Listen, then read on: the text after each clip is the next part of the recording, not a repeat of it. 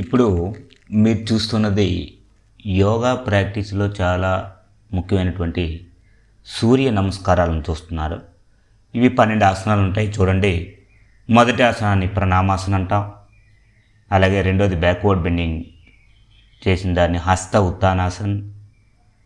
అలాగే థర్డ్ది పాదహస్తాసన్. 4 అశ్వ సంచలనాసన్. 5 దండాసన్. 6 అష్టాంగ నమస్కారాసన్.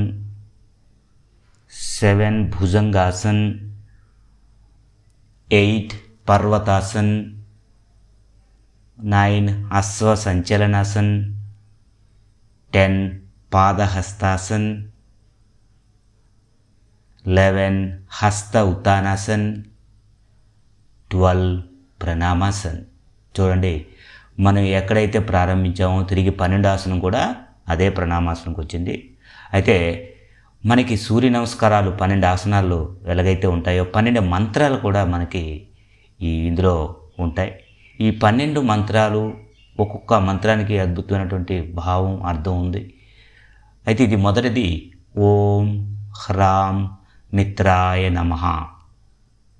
సర్వప్రాణికోటికి మిత్రుడైన సూర్యుడికి నమస్కారం. ఓం హ్రీం రవయే నమః. రవి అంటే ప్రకాశించే సూర్యుడికి నమస్కారం. ఓం హ్రూం సూర్యాయ నమః అంటే అందమైన కాంతి గలవాడా అని అర్థం. ఓం హ్రైం భానవే నమః. భానుడు అంటే మేల్కొల్పేవాడు, యాక్టివ్గా ఇతరులను యాక్టివ్గా ఉంచేవాడు అని అర్థం. అలాగే ఓం హ్రౌం ఖగాయ నమః. ఖగాయ అంటే ఆకాశంలో సంచరించేటటువంటి సూర్యుడికి నమస్కారం. అలాగే ఆరోది ఓం రహ పూష్ణే నమః.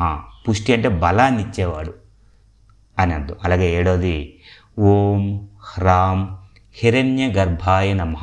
హిరణ్య గర్భ అంటే బంగారానికి కేంద్రమైన వాడు లేదా జ్ఞానానికి కేంద్రమైన వాడు. ఈ జ్ఞానాన్ని బ్రహ్మ విద్యను ఎప్పుడో సూర్యుడు నేర్చుకున్నాడు కాబట్టి హిరణ్య గర్భాయ నమః అంటాం.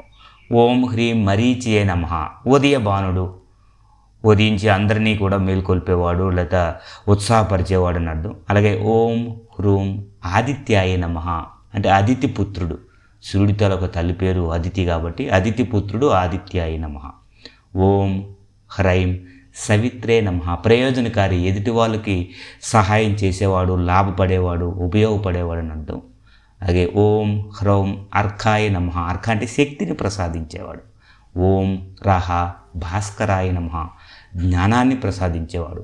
కాబట్టి ఈ సూర్య నమస్కారాల్ని చక్కగా ప్రతిరోజు కనీసం 3 to 6 రౌండ్స్ చేయగలిగితే బాడీలో ఉన్నటువంటి అన్ని సిస్టమ్స్ని కూడా మనం యాక్టివ్గా ఉంచుకుంటాం.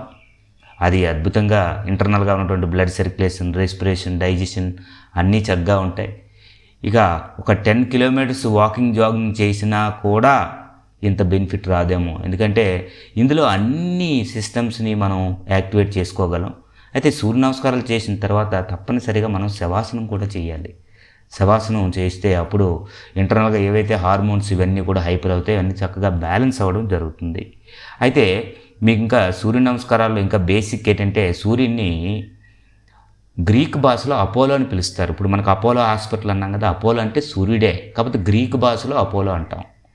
అలాగే ఇప్పుడు రీసెంట్గా వచ్చినటువంటి సర్వేలో కూడా, రీసెంట్ సర్వేలన్నీ కూడా రీసెర్చ్ ఓరియంటెడ్గా కూడా సూర్య నమస్కారాలు ముఖ్యంగా సిటీస్లో ఉన్న వాళ్ళకి, అంటే వాళ్ళకి ఎక్కువ ఫిజికల్ యాక్టివిటీ తక్కువగా ఉంటుంది, జాబ్ ఓరియంటెడ్ కదా అందరూ కూడా, అలాగే ఎడ్యుకేషన్ పిల్లలు వాళ్ళకి టైం తక్కువ ఉంటుంది. ఇలా తక్కువ టైం ఉన్న వాళ్ళకి తక్కువ టైంలో ప్రాక్టీస్ చేసుకోవడానికి వీలుగా ఉండేది సూర్య నమస్కారాలు. కాబట్టి అందరూ తప్పనిసరిగా చేయాలి.